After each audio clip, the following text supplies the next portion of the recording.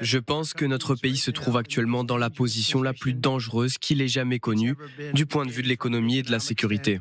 Les gangs dans la rue, les gangs à l'extérieur de notre pays, ainsi que dans d'autres pays qui sont franchement très puissants. Ce sont des pays très puissants. Et nous ne savons pas ce que nous faisons. Nous avons des dirigeants qui n'ont aucune idée de la manière de gérer ces gangs ou toute autre situation. Nous avons beaucoup de mauvaises choses qui se profilent à l'horizon. Nous pourrions nous retrouver dans une dépression du type de celle de 1929, qui serait dévastatrice et dont il faudrait des années, des décennies pour se remettre. Nous en sommes très proches et nous sommes très proches d'une guerre mondiale. Et nous avons des gens qui ne savent pas comment la gérer.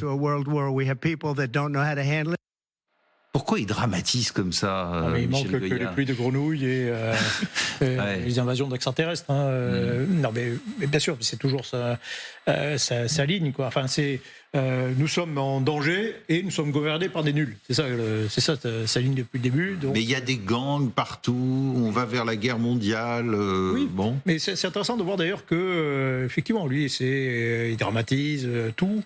Mais vous avez en face, quand vous regardez Hillary Clinton, Kamala Harris ou Tim Walz, sont des gens souriants. Qui ont un message qui est quand même un peu plus positif, un peu plus un message d'espoir. Il y a une autre ambiance. Une autre ambiance. Mais selon l'horloge de l'Apocalypse, il n'a pas tort. Oui, non, mais qui est des menaces dans le monde qui est. Mais il y en a toujours eu, il y en aura toujours. Mais là, on est à 90 secondes. Oui, alors bon. Ça fait des années qu'on est à 90. Oui, non, mais l'horloge de l'Apocalypse mélange tout, en fait. Mélange le problème écologique et le problème. On sent quand même qu'il est extrêmement fébrile, là, qu'il est plus sûr de rien, il cherche toujours quelque chose, quoi. Quand même un angle d'attaque. Il faut qu'il propose aussi quelque chose. C'est pas tout de dire ils sont nuls. Bon, ok, so what? Qu'est-ce qu'il propose, quoi? Vous savez, quand on a parlé de la guerre en Ukraine, pour Poutine, on disait à chaque fois, quand Poutine parle du nucléaire, c'est quand il échoue sur le terrain. Et il le faisait tous les 15 jours. Et donc, il le fait tous les 15 jours. Et en fait, j'ai l'impression que Trump, c'est exactement la même chose. Ça veut dire que c'est un aveu de faiblesse. S'il commence à faire peur aux Américains par la Troisième Guerre mondiale, c'est qu'il a pas d'autre chose à proposer. Et en fait, de toute façon, c'est pas positif. Les Américains, vous savez, c'est quand même une société dans laquelle on vous apprend à être positif toujours. Il faut sourire, il faut regarder toujours le côté positif. Vous ne pouvez pas être négocianiste, vous ne pouvez pas critiquer tout le temps. Il faut trouver toujours le côté positif et le côté souriant. Et Trump, j'ai l'impression qu'il a oublié ça. Et en revanche, le couple Harris et Walz, eux, ils ont compris ça. Si Trump est élu, qu'est-ce que ça change pour l'Ukraine? On en a une idée ou... On n'en sait rien. On n'en sait rien. Lui-même ne sait pas. Il y a un petit détail. Non, mais il a toujours dit, je vous règle le problème en 24 heures. Oui, mais il a dit. Bon. Le chef du cabinet de notre président, Yermak, il a dit que quand Trump a parlé au téléphone avec Zelensky, il a dit à Zelensky: il ne faut pas que vous écoutez le rumeur que je vais négocier avec Poutine. Donc, on ne pense pas qu'il va être élu. Vraiment, les Ukrainiens croient beaucoup que c'est Kamala Harris qui va gagner. Mais même, vous savez, il faut s'adapter. Vous savez, c'est Trump qui a donné les premiers armements américains aux Ukrainiens.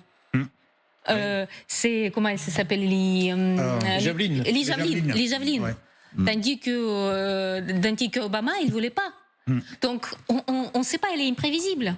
Et il a donné pas que les javelines.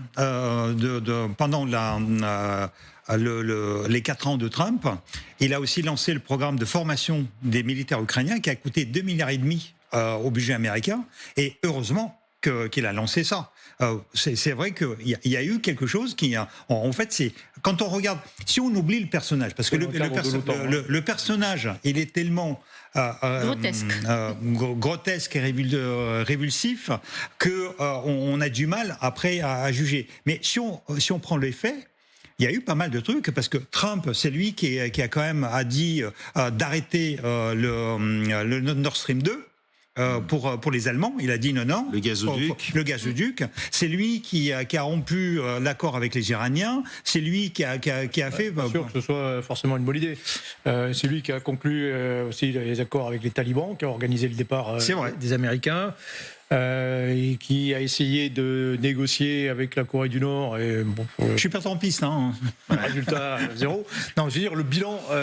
Alors oui, pour le coup, oui, et lui, il a eu au moins le courage de taper sur Assad, de lancer des opérations. Mais pourquoi il dit ça? Je vais vous régler le problème en 24 heures Parce que c'est Trump. Il se présente comme étant le roi de la négociation. Ouais. C'est son argument. Et de Il a écrit pouvoir un bouquin avoir là-dessus. Poutine au téléphone, hein. Oui, il est persuadé qu'il peut arriver à convaincre n'importe qui par négociation, en usant de la force, en usant de la pression, etc. Il peut arriver à tout. Donc, mais bon, voilà, on pourrait citer des exemples précédents. Il a dit la même chose, Kim Jong-un, qui s'est foutu de sa gueule, et puis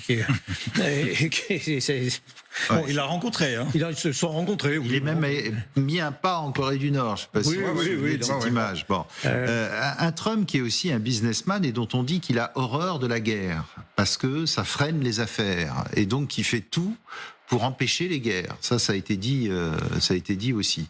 La guerre, ça fait progresser l'économie. Hein. Ouais, vous savez, il y a un complexe militaire industriel américain.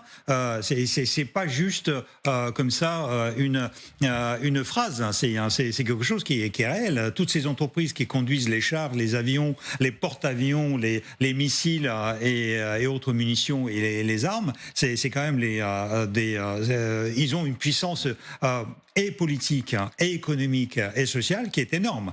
Et donc, faut se détromper par rapport à ça. D'ailleurs, les républicains soutiennent le complexe militaire-industriel. Et en fait, le complexe militaire-industriel américain, il est content de la guerre en Ukraine, entre guillemets, parce qu'en fait, ça fait marcher les affaires. Autre chose. On va tout de suite aller à Washington, vous rejoindre, Ignacio Bornassin, avec Mathieu Derrien à vos côtés. Donc, c'est fait. On sait maintenant que le débat aura lieu le 10 septembre. Les deux candidats, en quelque sorte, se sont accordés cette fois.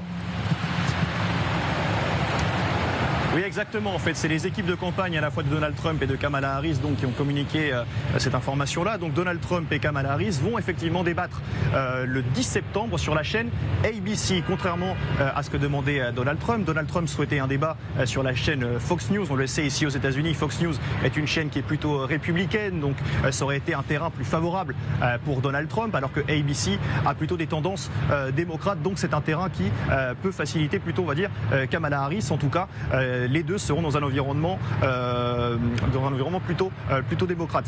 Il faut savoir qu'à la base, le débat entre Donald Trump et Joe Biden devait se dérouler sur ABC. Donc, c'est une fois que Joe Biden s'est retiré que Donald Trump a demandé à ce que le débat se fasse sur Fox News avec Kamala Harris, ce qui finalement, du coup, ne sera pas le cas. Ils débattront, les deux candidats, le 10 septembre. Ce sera la première fois que véritablement ils vont se retrouver face à face pour débattre de leurs idées. La question est de savoir maintenant quelle va être la stratégie de Donald Trump lors de ce débat. Est-ce qu'il va faire, comme avec Joe Biden, poursuivre les attaques sur le physique, sur la personnalité de Kamala Harris, ou alors est-ce que ça va être un débat sur le programme? En tout cas, c'est ce que souhaitent les Américains aussi, et ils comptent notamment sur la jeunesse de Kamala Harris pour mener ce débat sur la partie véritablement politique du programme. Elle, qui a été ancienne procureure notamment, a tous les atouts de son côté pour remporter ce débat.